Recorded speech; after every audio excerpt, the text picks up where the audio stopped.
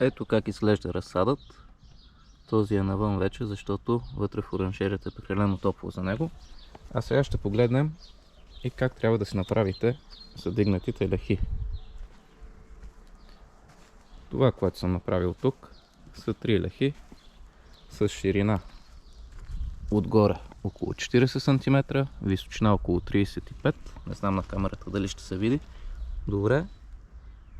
И дължина около 20 на метра.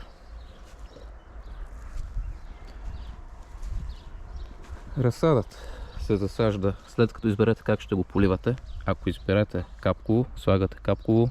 В моя случай аз ще сложа капково и мулчиращо фолио. И на 30 см едно от друго ще бъдат засадени.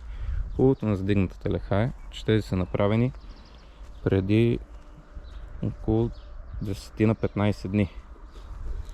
И вижте докъде сега ще влезе ръката ми, тъй като тук почвата е доста тежка, а и скоро валя. Ще може лесно да се насади. Другия вариант, който ще експериментираме тази година,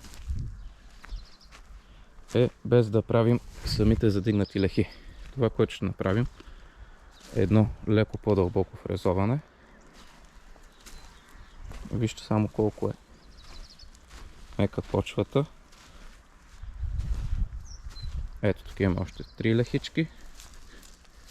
Това, което ще пробваме е да засадим директно, без да правим лехите. За наше улеснение орем, ако е необходимо, фрезоваме. В случая тук градината не е орана, тя е директно фрезована. Фрезоваме и пак слагаме капково, пак слагаме мулчиращо фолио.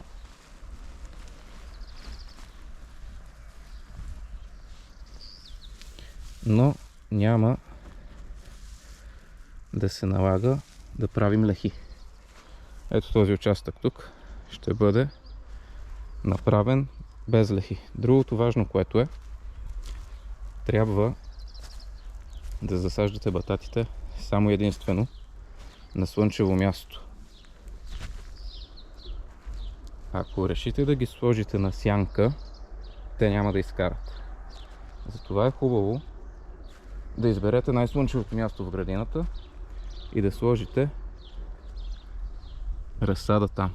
Вече вие сами решавате дали ще имате време и възможност да си направите задигнати лехи, дали ще пробвате само в фрезовано. Въпросът е, че когато са задигнати лехи, много по-лесно може да извадите батата. Така че това е методът, по който аз работя от години. Пак казвам, тази година ще се експериментира без да се правят лехи. Ще ви дам обратна връзка, за да видите какъв е резултат. Ако случайно нещо не се получи, също ще ви съобща, за да знаете да направите тази грешка. Това беше от мен за днес. Очаквайте скоро и новите клипове. Чао!